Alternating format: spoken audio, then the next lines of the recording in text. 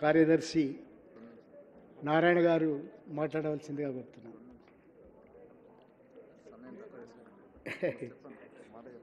నేను నారాయణకు చెప్తున్నా, ఇక ఆయనంత పెద్ద ఆయనకు మనం ఏం చెప్తాం.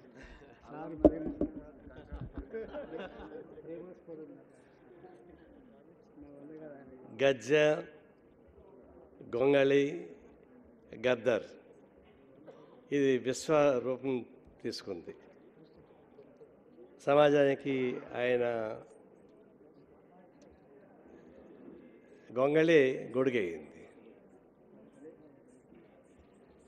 గద్దర్ గురించి చాలామంది చెప్తున్నారు. మేమిద్దరం ప్రత్యేక తెలంగాణ ఉద్యమంలో సింగరేణి కాలేజ్ మొత్తం 4 జిల్లాల్లో ఉన్నటువంటి అన్ని బావులకి తిరిగాం. ఆయన అనేవాడు, నారన్న నువ్వు రావే, నా గజ్జ నీ ఉపన్యాసం బాగుంటుందని చెప్పేవాడు. ఒకసారి ట్రిమ్గా తయారయ్యి కటింగ్ గిటింగ్ చేసుకొని టక్ చేసుకొని వచ్చాడు.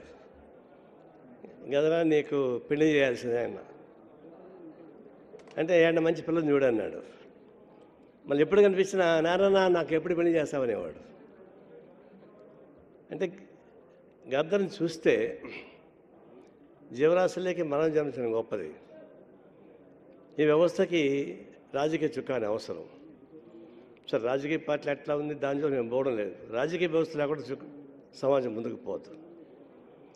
ఇప్పుడు గద్దర్ మనం చూసినప్పుడు సాహిత్యం రూపంలోనూ వారికి అందవేశించేవి, కళలు, రాజకీయాలు ఇవన్నీ స్పష్టమైన వైఖరి ఉంటూ ఈ సమాజం ఎట్లా మార్చాలో మూర్తి పంచినటువంటి వ్యక్తిగా నేను చూస్తూ ఉన్నా. ఒక పార్షల్గా కాదు, అన్ని రకాల మూర్తి పంచిన వ్యక్తిగా గద్దర్ ఈ సమాజానికి సేవ చేశాడు. ఆయన ఇందాక చెప్పాడు సాంబశివరావు,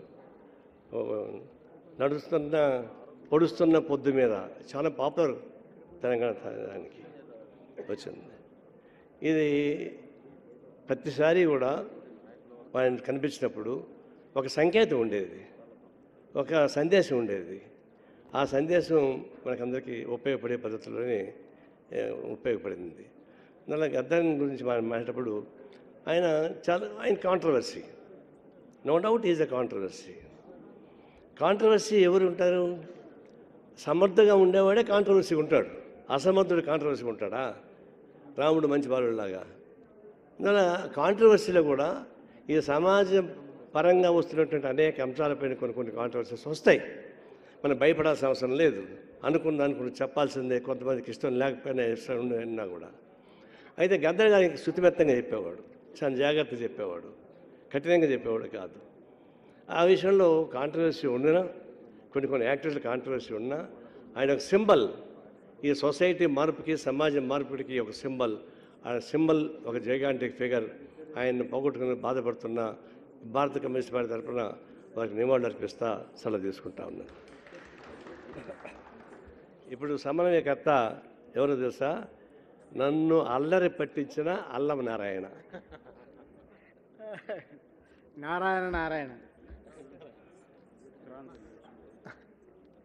లేదు, సారీ, నెక్స్ట్ మనదే ప్రపంచం, ఇదంతా మనదే, వేదికే మనది.